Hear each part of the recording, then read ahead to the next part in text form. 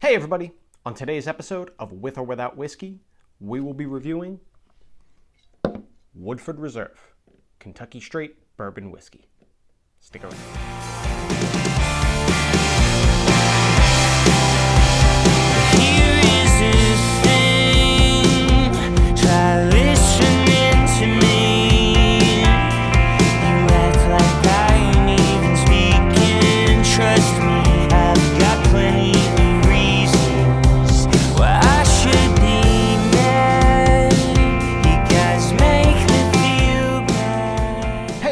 And welcome back to another episode of With or Without Whiskey. I'm your host Ryan, and this is the first episode of the new year, 2022. This channel started about a month ago, and at this point I've already gotten a lot of interaction from everybody watching, a lot of feedback, and I appreciate all of you guys. Thank you so much. Hopefully I can get a lot more this year, and hopefully I can release a lot more videos that you guys will enjoy. Just like always, I'm going to start with a brief introduction about the whiskey. I'm going to let you know some interesting facts about the distillery, the whiskey itself, some history about it, and anything else that I found interesting during my research. Then I'm going to get into the review aspect of the show, where I give you my nosing and my tasting notes. I'll let you know what I think, what I find, some interesting things, some not so enjoyable things. Then I'll give it a grade from 1 to 100, and I'll let you guys know if we're going to be with it or without it. Stay tuned.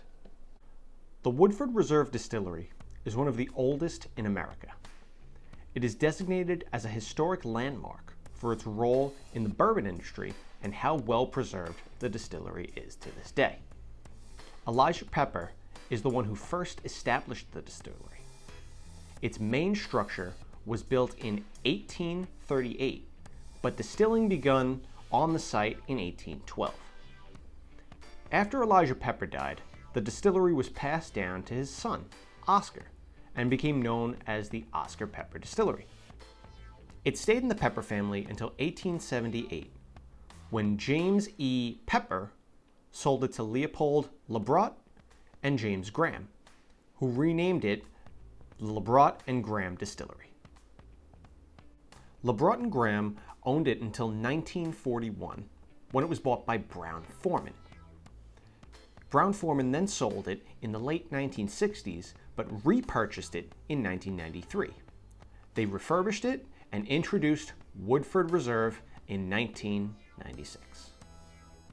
Woodford Reserve is made from whiskey distilled in copper pot stills and column stills. It is 90.4 proof, or 45.2% ABV, and has no age statement, but it is said to be between 6 and 7 years old. It has a mash bill of 72% corn, 18% rye, and 10% malted barley, and has a level 4 barrel char. All right. Enough of the info, let's get in to the review part.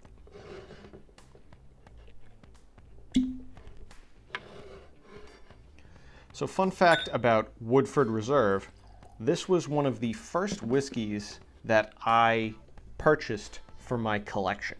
Before that, I'd only had like some of the super basic whiskeys like Jack Daniels or Johnny Walker, and this was the first one that I bought to start off my collection. So we could call this number one in my collection.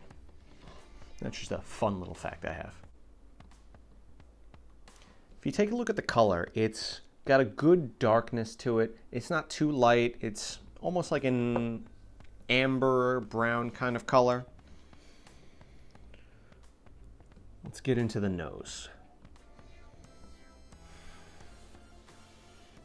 Okay, right off the bat, I'm getting cherry. Just super, like, sweet cherries, like those jar of Luxardo cherries that you see in, like, those cocktails.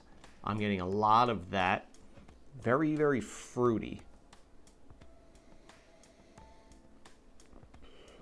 There's a little bit of orange zest in there, too. Like, I'm getting some citrus.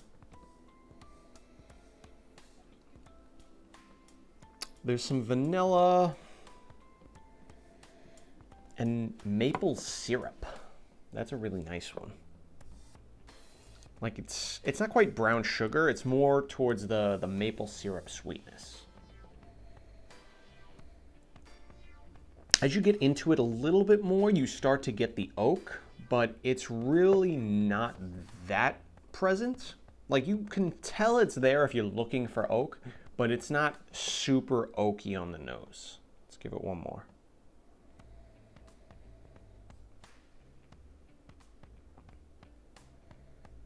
Yeah, I'm mostly getting those cherry and fruit notes from that.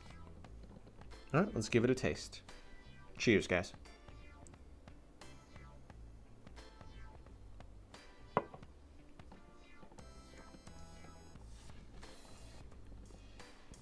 Okay, right off the bat, I'm definitely getting that cherry. So this is a very cherry-heavy bourbon, in my opinion. The nose reflects that, as well as the palate. There's some butterscotch on there as well. Like you get those super sweet candy butterscotch flavors.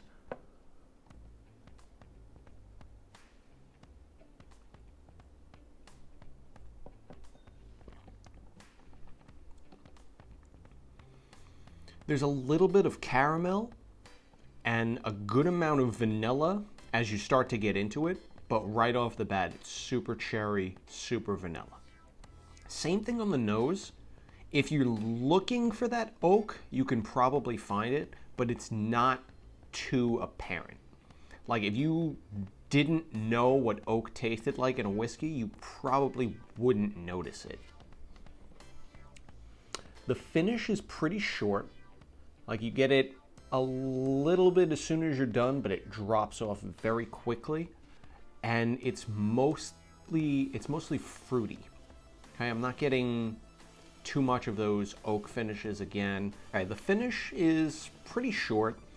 It's not crazy. Like you get a little bit once you swallow it, and then it starts to taper off very quickly. It's very fruity at the end, and I get a little bit of nuttiness on the finish. Like just that slight, like almost almondy kind of taste. That's very nice. But it's mostly fruity. All right, let's see what happens when we add some water.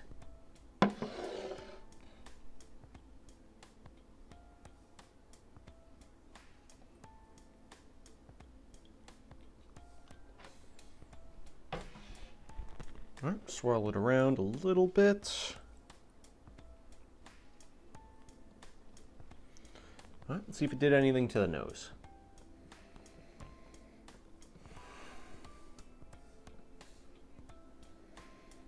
Okay, there's the oak.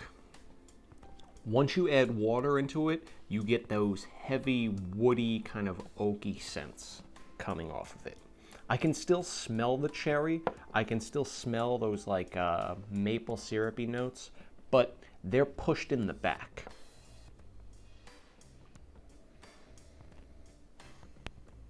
Yeah, the oakiness is very heavy up front. I wouldn't say the sweetness is tuned all the way down, but it's definitely not as intense as it was originally.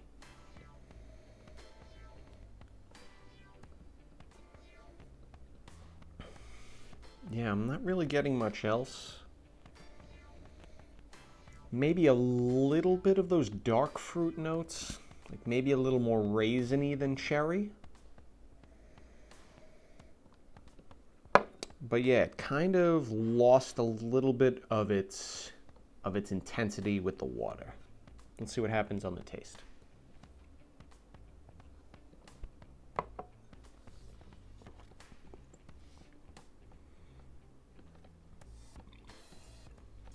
Okay, the water didn't dull the sweetness on the taste. Like I'm still getting that cherry, I'm still getting that butterscotch right up front.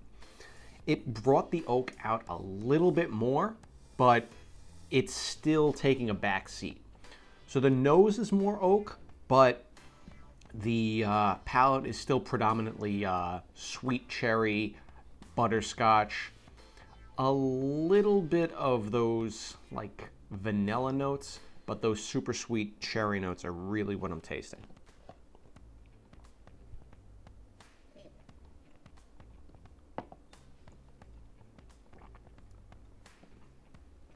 It has a little bit more of a bite to it now that I had the water into it. Not so much alcohol-y, like it doesn't make it seem like it's a higher proof. It gives it more of that rye bite. Like you can taste the baking spices in it. So it's a little spicy on the tongue. The finish is a lot more dry than it was before. It's probably about medium finish now. It gave it a little bit more body, a little bit more oomph. But the flavors are all the same. There's some oak, there's a little bit of sweetness, nothing crazy. Let's give it one more.